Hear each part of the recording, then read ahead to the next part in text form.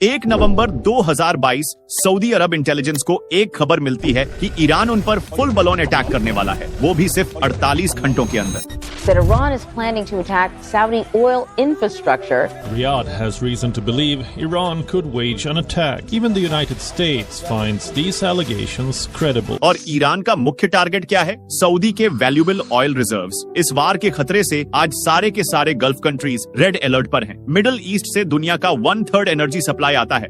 बस इमेजिन करो इस एक जंग से पूरी की पूरी दुनिया पर कितना डिजास्टरस इम्पैक्ट पड़ सकता है, और वो भी बस एक ऐसी जंग की वजह से जो शुरू ही हुई थी बस एक लड़की के बुर्का पहनने के सही तरीके के ऊपर। Yes, the Mahsa Amini case. इसके बारे में शायद आपने पहले सुना भी होगा। करंटली ईरान में सिचुएशन ऐसी है कि वहां पर पास्ट के कुछ महीने से बड़े पैमाने पर एंटी गवर्नमेंट प्रोटेस्ट चल रहे थे। ऐसे प्रोटेस्ट जिसमें 200 लोग से भी ज्यादा लोग मारे जा चुके हैं और उसमें से 29 तो बच्चे थे। और ये सब कुछ शुरू हुआ जब 22 साल की एक ईरानी लड़की महसा को ईरान की special religious police force called the morality police ने अरेस्ट कर लिया। उसकी गलती इतनी थी कि उसने हिजाब करेक्टली नहीं पहना था, जो अनफॉर्चुनेटली ईरान के कानूनों के खिलाफ था। अब रिपोर्ट्स के अनुसार इस वजह से पुलिस ने महसा के अरेस्ट के दौरान उसके सर पर जोर से हमला किया था, जिसकी वजह से अरेस्ट के ठीक 3 दिन बाद महसा की मौत हो गई। अब ये इंसिडेंट मानो ईरानी लोगों के लिए एक बड़ा झटका था, और इसके बाद सारे ईरानियंस मिलके ईरान के रिग्रेसिव लॉज के खिलाफ अपनी आवाज उठाने लगे। लेकिन एक मिनट, इस पूरी सिचुएशन में सऊदी कहां से आ गया? वेल, ईरान का ये मानना है कि इन प्रोटेस्ट को भड़काने में सऊदी अरेबिया का हाथ है, एंड प्लस ईरान सस्पिशियस है कि इस प्रोटेस्ट की वजह से उसे जो भी नेगेटिव मीडिया कवरेज मिल रही है उसके लिए भी सऊदी ही रिस्पॉन्सिबल है, और इसके बारे में ईरान काफी सीरियस है। हाल ही में सितंबर 22 में ईरान ने नॉर्दर्न इराक में रह रही कुर्दिश कम्युनिटी पर ड्रोन्स और बैलिस्टिक मिसाइल से अटैक किया था। अब इतने सीरियस अटैक के पीछे की वजह ये थी कि उन्हें ऐसा लगा कि वो भी इन प्रोटेस्ट को भड़काने का काम कर रहे हैं। इस इंसिडेंट से हमें क्लियरली इंडिकेट होता है कि सऊदी और ईरान की जो राइवलरी है ये काफी टेंस्ड हो चुकी है, and the war is very much at risk. But बात ये है ना कि ये राइवलरी जो है ये अभी की नहीं है, बट असल में ये 16th सेंचुरी से चलती आ रही है। सऊदी की ईरान के साथ जो राइवलरी है इसकी शुरुआत हुई थी 1500s में। यस, मैं बात कर रहा हूँ द शिया सुन्नी डिवाइड की। आप लोगों को तो पता ही होगा इस्लाम रिलीजन में 2 मेजर सेक्ट्स है, शिया और सुन्नी। इसमें मेजॉरिटी पॉपुलेशन सुन्नीस की है, क्योंकि शिया सिर्फ अराउंड 10 to 13% ही है दुनिया में। अब सऊदी अरेबिया एक सुन्नी मेजॉरिटी कंट्री है और Iran on the other hand Shia majority country है। अब हालांकि इनमें शिया सुन्नी डिवाइड तो 1500 से ही था, लेकिन फिर भी ये डिवाइड इन दोनों कंट्रीज में टकरार का मेजर कारण बना 1979 के बाद, जब से शुरू हुई इन दोनों में एक रेस फॉर रिलीजियस सुप्रीमेसी। बात यह है कि 1979 के पहले ईरान और सऊदी एक दूसरे के साथ काफी कॉर्डियल थे, क्योंकि उनके बीच एक कॉमन लिंक था। मीन द यूएसए 1960s के दौरान यूएस गल्फ रीजन के इन दोनों कंट्रीज, जो कि दोनों मेजर पावर्स थे, के साथ काफी फ्रेंडली रिलेशंस बिल्ड कर रहा था। इनफैक्ट इन दोनों नेशंस के हेड्स भी यूएस बैक्ड अप ही थे। लेकिन फिर ईरान में आए उनके शाह या लीडर मोहम्मद रेजा पहलवी, उन्होंने ये फैसला लिया कि वो ईरान को वेस्टर्नाइज, सेक्युलराइज और मॉडर्नाइज करेंगे। इनफैक्ट इस पर तो उन्होंने इसके लिए सऊदी के किंग्स को भी खत लिख दिया था, ये बोल के कि प्लीज मेरे भाई मॉडर्नाइज हो जाओ, अपने देश को जरा सा ओपन करो, अपने स्कूल्स को को-एड बनाओ, औरतों को मिनी स्कर्ट्स पहनने की अनुमति दो, देश में डिस्कोर्स को शुरू करो, वरना मैं ये गारंटी नहीं दे सकता कि आप सऊदी पर कब तक रूल कर पाओगे। Well, little did he know, ये तो उसी के साथ होने वाला था, क्योंकि उनके नए आइडियाज उनके जनता को, उनके कंजर्वेटिव जनता को भाई नहीं, और उन सभी ने मिलकर उसे सीट से निकालने के लिए शुरू कर दिया द फेमस इस्लामिक रेवोल्यूशन। एक ऐसा रेवोल्यूशन जो सिर्फ ईरानी नहीं बल्कि पूरे मिडिल ईस्ट में फैल गया। अब इससे ईरान में तो शाह का ऑटोक्रेटिक रूल एंड हो गया और ईरान में शिया थियोक्रेसी एस्टैब्लिश हो गई। बट फिर पावर में आ गए इस्लामिक रेवोल्यूशन के एक प्रोमिनेंट लीडर आयतुल्लाह खोमेनी। अब फ्रेंड्स, इस नाम को बिल्कुल याद रखना, क्योंकि खोमेनी ईरान के एक बहुत बड़े रिलीजियस फिगर है, और इन्होंने आते ही ईरान की आइडियोलॉजी पूरी की पूरी चेंज कर दी। खोमेनी चाहते थे ईरान को एक रीजनल सुपर पावर बनाना थ्रू शिया इस्लाम, जिसके लिए उन्होंने दुनिया भर के शिया मुस्लिम्स को यह संदेश दिया कि उन्हें भी अपनी सरकारों को जड़ से उखाड़कर उसके जगह पर ईरान की तरह एक शिया शासन एस्टैब्लिश करना चाहिए। अब जाहिर सी बात है, इस संदेश की गूंज एक सुन्नी मेजॉरिटी देश सऊदी तक भी सुनाई दी, क्योंकि अब तक तो leader of the Muslim world का खिताब सऊदी ने अपने पास रखा था। बिकॉज बाकी के इस्लामिक देशों ने भी कहीं न कहीं सऊदी को इस्लाम का गढ़ ही माना था, क्योंकि इस्लाम के 2 होलीएस्ट प्लेसेस मक्का और मदीना सऊदी में ही सिचुएटेड है। तो जाहिर सी बात है, ईरान के इस्लामिक लीडर बनने के ये न्यू फाउंड एम्बिशन से सऊदी बहुत थ्रेटेंड फील करने लगे, और इसी थ्रेट को रिलीव करने के लिए सऊदी ने एक ऐसा स्टेप लिया जिसने उसके और ईरान के रिलेशंस हमेशा के लिए खराब करके रख दिए। वो स्टेप था ईरान इराक वॉर को फंड करना।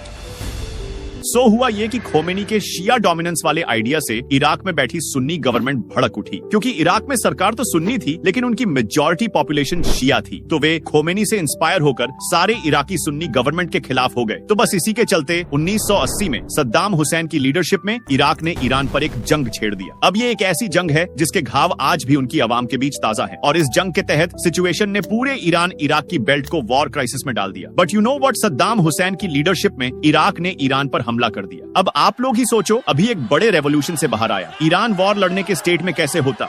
1 मिलियन से भी ज्यादा ईरानीज मारे गए, ईरान के शहर तबाह हो गए और इसकी इकोनॉमी आने वाले 30 सालों में गिरती ही गई। लेकिन प्रॉब्लम ये थी कि ईरान को पता चल गया था कि इस जंग में सऊदी का भी हाथ था, और वो इराक को मिलिट्री और फाइनेंशियल सपोर्ट दे रहा था, और वो भी यूएसए के साथ मिलकर। सो यहीं से सऊदी और ईरान के बीच पनपी चिंगारी को हवा मिल गई। अब आ जाते हैं 2000s में, जब वक्त आ चुका था न सिर्फ रिलीजियस सुप्रीमेसी का बल्कि मिडिल ईस्ट में जियोपॉलिटिकल इन्फ्लुएंस को बढ़ाने का। मतलब जैसे इंडिया और चाइना एशियन डोमिनेंस के लिए कम्पीट करते हैं, वैसे ही सऊदी और ईरान मिडिल ईस्ट में ज्यादा से ज्यादा इन्फ्लुएंस के लिए लड़ने लगे। और यह क्लियरली दिखने लगा after the Arab spring of 2011। 2011 के बाद पूरे अरब वर्ल्ड में एक series of anti government protests, demonstrations और आर्म्ड रिबेलियंस होने लगे। अब इस पूरी सिचुएशन का फायदा उठाया दोनों ईरान और सऊदी ने एक दूसरे के खिलाफ प्रॉक्सी आइडियोलॉजिकल वॉर लड़ने के लिए। आसान भाषा में अगर कहें तो ईरान ने पूरे मिडिल ईस्ट के सारे शिया ग्रुप्स को सपोर्ट करना शुरू कर दिया, जैसे कि नंबर 1 यमन में हुथिस रेबल्स, नंबर 2 लेबनान में मिलिटेंट ग्रुप हेजबोला, और नंबर 3 सीरिया में प्रेसिडेंट बशर अल असद की गवर्नमेंट। और सऊदी ने ऑन द अदर हैंड इन्हीं ग्रुप्स के अपोजिट खड़े सुन्नी ग्रुप्स को सपोर्ट करना शुरू कर दिया, जैसे नंबर 1 यमन की सुन्नी लेड गवर्नमेंट, नंबर 2 लेबनान की सुन्नी मेजॉरिटी गवर्नमेंट, नंबर 3 सीरिया में सुन्नी rebels. Let me know you, ये सारा सपोर्ट प्रॉक्सी तरीके से हो रहा था, डायरेक्ट बिल्कुल नहीं था। मतलब अगर एक एग्जांपल से समझना हो तो आज के तारीख में यमन में 4 सालों से शिया हौथी रेबल मूवमेंट चल रहा है अगेंस्ट यमन की सुन्नी गवर्नमेंट। अब जब ये मूवमेंट स्टार्ट हुआ था तब ईरान ने हुथिस में अपॉर्चुनिटी देख के उन्हें फंड करना शुरू कर दिया, और सऊदी ने भी गवर्नमेंट ऑफ यमन को मिलिट्री सपोर्ट देना शुरू कर दिया। So now the overall picture is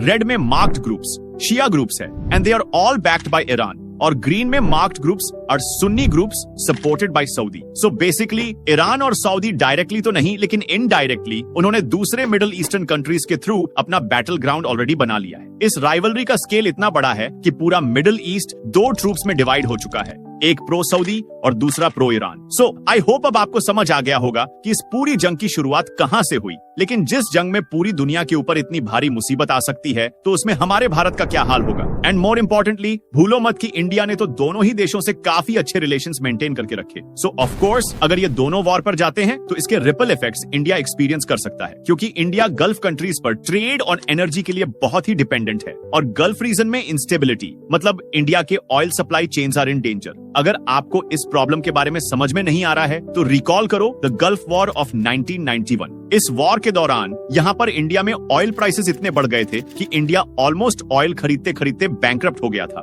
and plus इस वॉर की वजह से कुवैत में फंसे 1 लाख इंडियंस को बहुत एफर्ट्स लेकर एयरलिफ्ट करना पड़ा था। सो अगर सऊदी ईरान वॉर होता है तो शायद इससे भी ज्यादा इंडियंस वॉर के बीच में फंस जाएंगे और उन्हें रेस्क्यू करने में हमें बहुत ही ज्यादा तकलीफ होगी। और अगर इंडिविजुअली देखें तो पहले बात करते हैं सऊदी अरब की। सऊदी इंडिया का चौथा लार्जेस्ट ट्रेडिंग पार्टनर है with A total trade volume of about $42 billion, और इसमें मेजर इंपोर्ट होता है इंडिया में ऑयल का। एवरी डे सऊदी से 7,50,000 बैरल्स ऑफ ऑयल इंडिया में इंपोर्ट होते हैं। इसके अलावा 25 लाख इंडियन सऊदी में रहते हैं जिनकी सेफ्टी के लिए इंडिया रिस्पॉन्सिबल है, और ये लोग हमारे देश के लिए प्रॉफिटेबल भी हैं, क्योंकि गल्फ में रह रहे इंडियंस इंडिया में अराउंड $36 बिलियन एनुअली भेजते हैं एज रेमिटेंस। अब ये सब देखकर अगर आपको ऐसा लगता है कि इंडिया वॉर में सऊदी को सपोर्ट करेगा तो लेट मी रिमाइंड यू कि ईरान भी इंडिया के लिए स्ट्रेटेजिकली बहुत ही इंपॉर्टेंट है। ईरान के पोर्ट्स इंडिया को वेस्ट और सेंट्रल एशिया से कनेक्ट करते हैं। ईरान के थ्रू पास हो रहे नॉर्थ साउथ ट्रांसपोर्ट कॉरिडोर के वजह से इंडिया पाकिस्तान वाला रूट फुली अवॉइड करके सेंट्रल और वेस्ट एशिया से इफेक्टिवली ट्रेड कर पाता है। ऑल्सो ईरान इंडिया के टॉप क्रूड ऑयल सप्लायर्स में से एक है, जहां ईरान से रोज 4,25,000 बैरल्स ऑफ ऑयल इंडिया में इंपोर्ट किए जाते हैं। सो इंडिया की कनेक्टिविटी और एनर्जी के नीड्स के लिए ईरान भी उतना ही इंपॉर्टेंट है। But wait, there is a silver lining interesting क्योंकि लकीली हाल ही में रशिया ने मिडिल ईस्टर्न कंट्रीज को सरपास कर लिया to be India's largest oil suppliers. So आज की तारीख में इंडिया का 22% ऑयल रिक्वायरमेंट तो सिर्फ रशिया से ही पूरा होता है। सो बेसिकली इंडिया किसी भी एक कंट्री पर अब ओवर डिपेंडेंट नहीं है, which I think is strategically great for India. लेकिन फिर भी आपके हिसाब से आपको क्या लगता है, अगर आगे चल के सऊदी ईरान का वॉर होता है तो इंडिया की डिप्लोमेसी किस कंट्री को सपोर्ट करेगी और इंडिया को किस कंट्री को सपोर्ट करना चाहिए? एंड इवन क्या इस वॉर से प्रोबेबली भारत में कुछ मेजर चेंज पड़ेगा? Let us know in the comment section. और अगर इस वीडियो से आपको कुछ भी नया सीखने को मिला, एक लाइक जरूर ठोकना, चैनल को भी सब्सक्राइब कर लो और बेल आइकॉन दबाओ ताकि आगे आने वाली हमारी कोई भी वीडियो की अपडेट आप मिस ना कर सको। As always friends, stay curious, keep learning and keep growing.